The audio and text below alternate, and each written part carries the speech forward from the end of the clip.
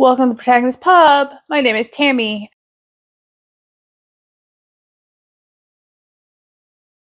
And this is where characters gather. Quick side note. I got a bunch of new subscribers after Katie over at Paperbacks and Ponytails mentioned me as one of her new Christian booktube people. So hi and welcome. I do read more than just Christian fiction. So if you've come at a time in which I've got a couple of reviews out for secular reads, it is not, I don't only read secular. I read a mix of everything. I always try to tell you what the genre is. And I always leave written reviews at my blog. They'll be posted down below in the description. And I hope you find something new to read and a new to you author or new to you genre. And I hope you stay. Thank you. Today we're here to talk about what I read last week. Overall, it was an amazing reading week. There was one really bad book, and there was a DNF I forgot to talk about last week, so I'll mention that here. So first up, the DNF. I DNF'd Her Unlikely Hero by Valerie Comer. This was part of my Spring into Christian Fiction 2023 readathon choices, and it somehow made it onto the Catholic fiction list. It is not Catholic fiction. It is weird, and it did not resonate with me. It did not connect with me. I got a quarter of the way through and I didn't want to finish it. I have no regrets. So I have DNF'd it. And it was chosen for a book set at Easter, springtime. And Authentically Izzy, which I reviewed last week, easily fills that role. Part of it takes place during Easter. So I'm good with that. So what did I finish last week? I'm going to talk about the very bad book first. And that is The Baxters by Karen Kingsbury. I read the whole thing. It is very short. It is right around 300 pages. It is the prequel to the entire long-running Baxter series that she has. So it's sort of an introduction to the family that talks about how it all came to be. This book was just creepy, like creepy. I finished it and felt like it was just a cleaned up version of Jim Bob Duggar's version of Christianity. I needed a shower afterwards, and it was so the whole backstory for the book is that I think she's either the oldest or the second oldest Baxter daughter is getting married, and all these family secrets come to light, but actually nothing really comes to light. Her fiance is a jerk, and everybody is pushing her to get married, even though there are so many red flags. They're just more interested about pushing her into the wedding than they are saying, you're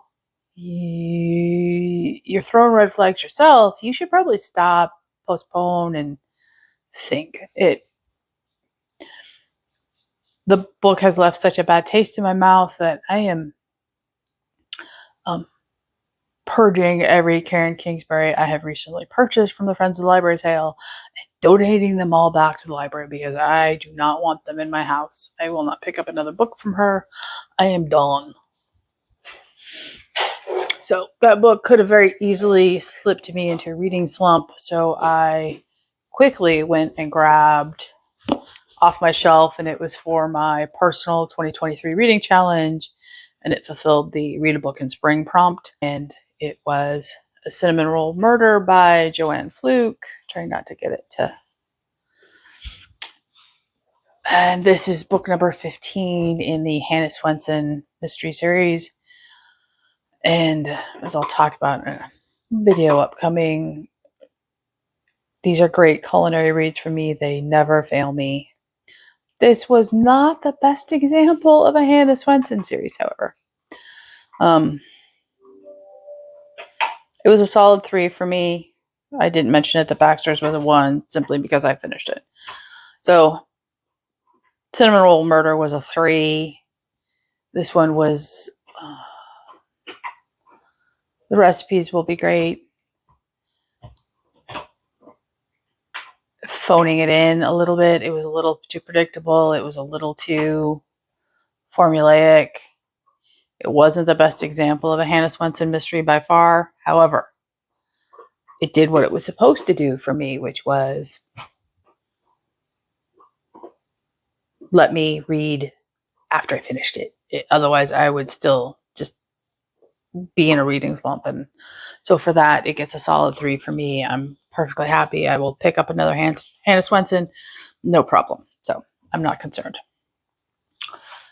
Next up is another book from my spring into Christian fiction. This was the book with a blue cover, and that is A Castaway in Cornwall by Julie Klassen. This was my first Julie Klassen book, and it will not be my last. It is Christian historical romance, and this is very different than everything I have read all of last week. This was the only historical I read, and it was much more of a slow burn, low on action, high on character introspection. Not to say nothing happens in the book, because things obviously happen in the book, but it was much less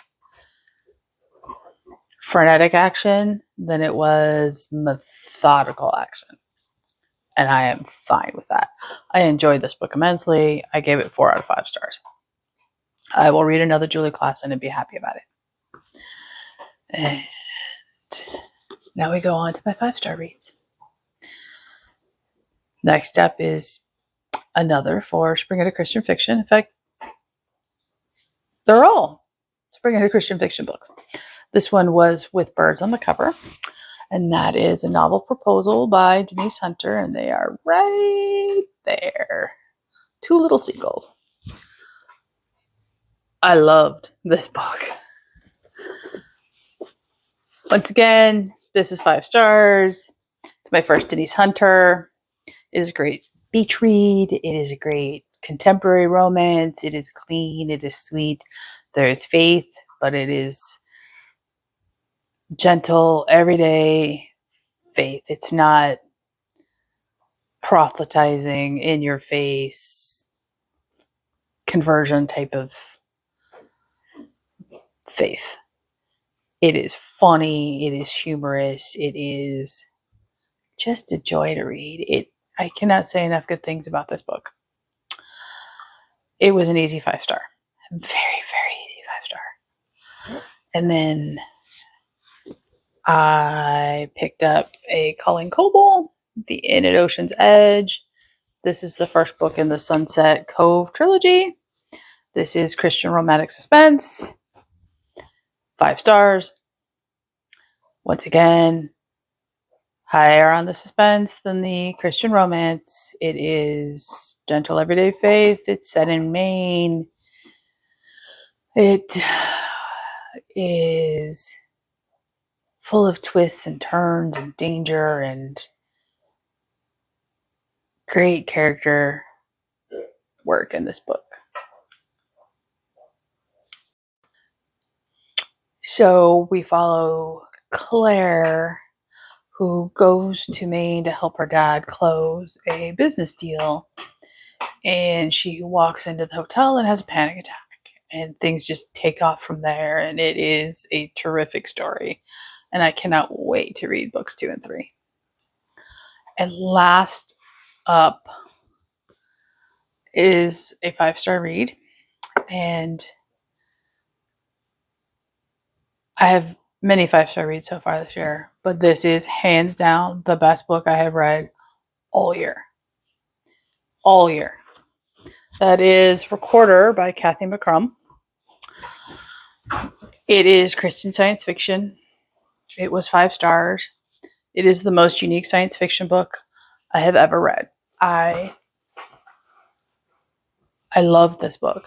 I cannot wait until book 2, which was released late last year, is released in paperback so I can get matching spines because I will not be donating this one.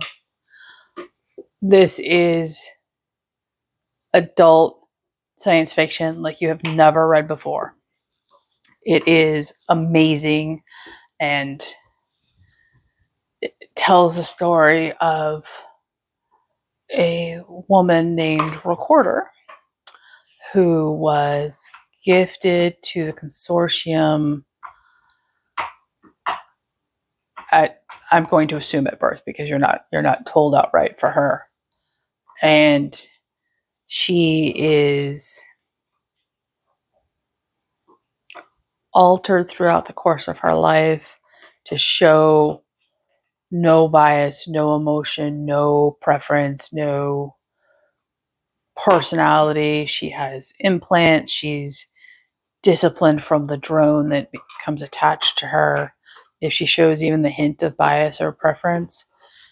And the purpose recorders serve in the far distant humanity's future, out amongst the stars, is to record events and be impartial. This book is science fiction at its utmost best. And this was a debut novel. And I wasn't expecting perfection in a debut novel. I mean, it's a very hard thing to write a perfect novel, especially in science fiction. This is a perfect novel. There are flashbacks that explain how side characters grew to feel the way they do about recorders, which helps explains their actions in present day. It is political intrigue and science, and there's action, and there's mystery, and there's the barest hint of romance. And if I didn't tell you this was a Christian science fiction book, most readers would be hard pressed to tell you that it was a Christian science fiction book. There is some discussion about God, but it is really no different than discussion about faith in a science fiction book in general. You wouldn't point to this and go, oh, that's Christian science fiction. You would point to this and go, that's science fiction. And it's character-driven science fiction. And yes, there's futuristic hard science in there too, and it's perfect. In fact, it's so perfect, I'm going to tag 2 science fiction lovers in this video and challenge them to read it. I'm going to tag Jonathon over at Words in Time and Tori at Tori Morrow, I believe. If that's not the right name for a channel, I will post it down below. This is, like I said, it's my top book of the year so far. Nothing else is even remotely close. And I was floored. By the time I finished it, I was floored, but that feeling has not left me in the days since I finished it. So what am I currently reading? What am I going to read?